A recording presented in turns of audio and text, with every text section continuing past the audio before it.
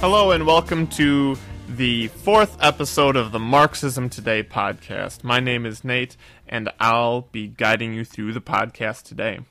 Today's topic is classes. In Marxist theory, one of the most essential parts is the idea of class. Now, Marx didn't come up with the idea of class, but his particular take on it is a little bit different than the previous concepts of class that came before him. I also should say that we're jumping ahead a little bit in our coverage of Marx. The first two lessons dealt with the dialectic and materialism, laying the philosophical foundations. I want to jump forward a little bit to this class issue to show you where we are headed with these podcasts. So there are going to be certain issues that we haven't addressed yet that will help inform this later. But in order to see where we're going, I want to start off introducing you to the idea of class. There are several different classes in Marxist analysis, but today we're going to look at just two. One is called the proletariat. That's a fancy word that basically just means a worker. So, today, who is a proletariat, or in general, who is a proletariat?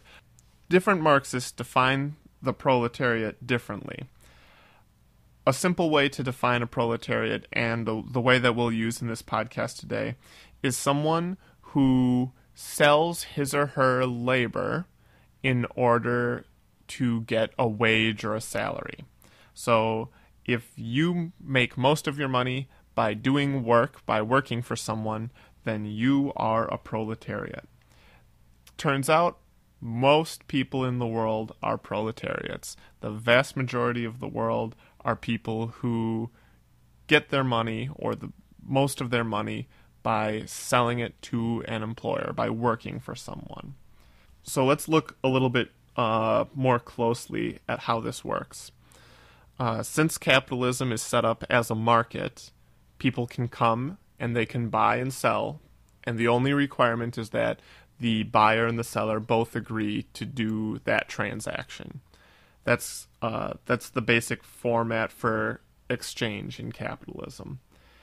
And workers, or the proletariat, they also do this same thing. A worker has one very important commodity, and that's his ability to work, or her ability to work.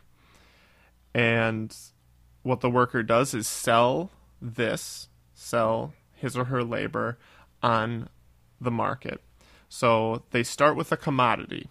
That commodity is their own body, their own time, their brains, their muscle, their ability to do work. That's your commodity. That's the thing that you're trying to sell if you're a worker. When you sell that commodity to someone, in other words, when you're hired, you get what everyone gets when they sell a commodity. You get some money.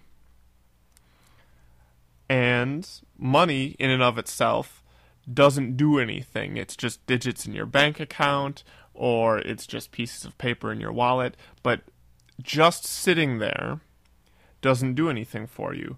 The reason workers want money is so they can get other commodities that they want that they don't make themselves. So, for example, if I want to have a television, I'm not going to go out and make a television from scratch. I'm going to go sell my labor to someone. They'll pay me in the form of a wage or a salary, and then I'll use that money to go pay someone else for another commodity. Essentially, I'm trading my ability to work for a television, or for a pair of shoes, or for a couch, a bed, whatever commodities I buy, that's what I'm trading my labor power for. If you look at a market in this way, we just look at the workers, it's actually rather fair. I have one thing, I trade it for money, which is this middle step, and then I eventually get the second thing. So I trade one thing that I can do for something that somebody else has done.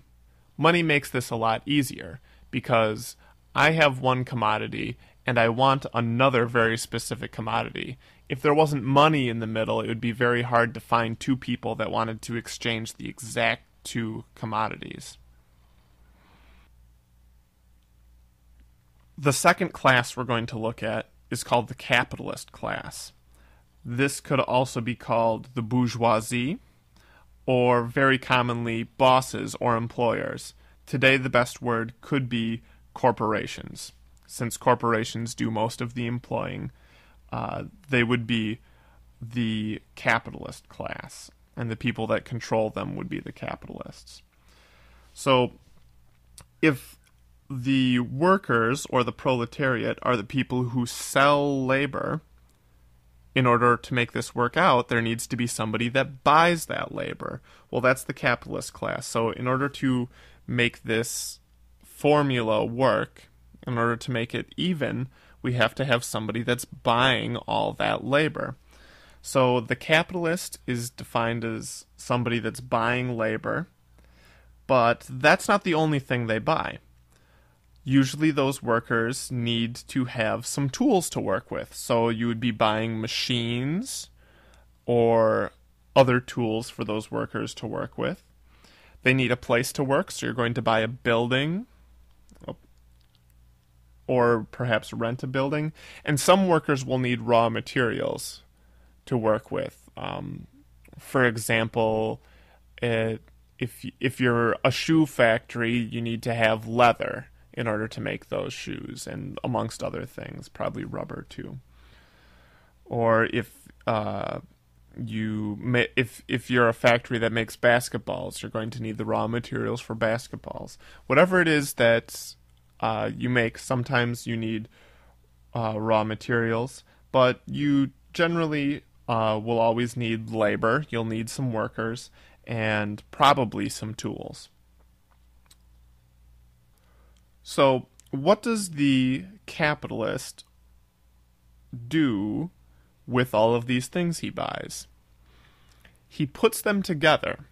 He has the workers take those tools and work on the raw materials in order to change them into commodities. So he takes the commodities he buys and puts them together to make different commodities, because the commodities he buys are workers, raw materials, and machines. He puts those together to make a finished product. Okay, let's back up. He starts with money. He buys some commodities, labor, machines, raw materials, combines those together to make new commodities, and what does he do with the new commodities? He sells them, probably to a retail store, or maybe the capitalist also owns a retail store and sells them at the retail store to consumers. But in some way, those commodities are sold for money. And that's the process that a capitalist goes through. You'll notice that the worker's process, exchanging one commodity, his labor, for money and then eventually another commodity, has to do with a difference in use. The worker's own labor isn't worth as much to him as the thing that he buys with his wages. So my 8 hours, or however long I work to make the money to buy my TV, I'd rather sell that work than have it, because I can sell that work and get a TV. The TV is worth more to me than the 8 hours that it took to earn the money.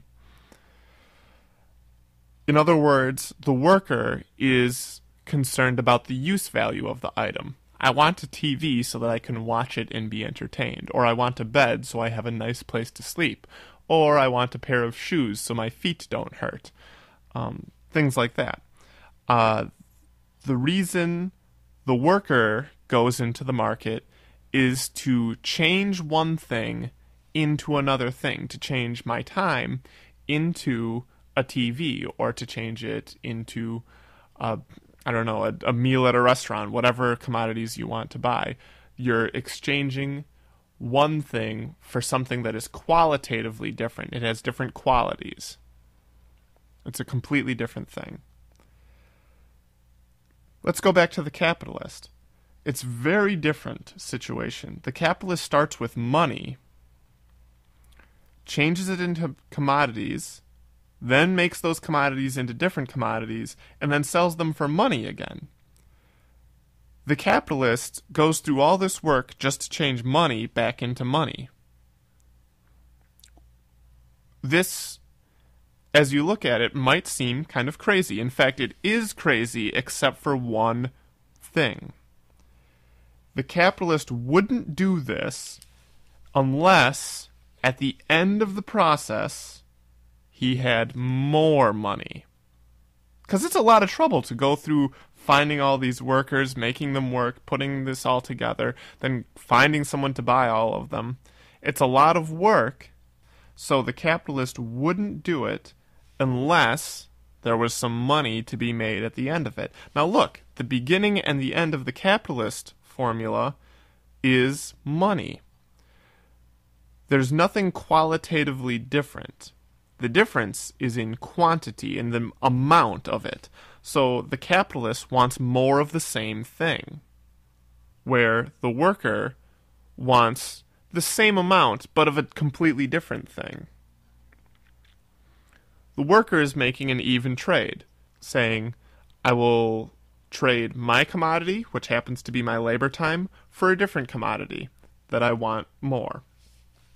The capitalist says, well, I want the same thing that I already have. I have money and I just want to have more of it.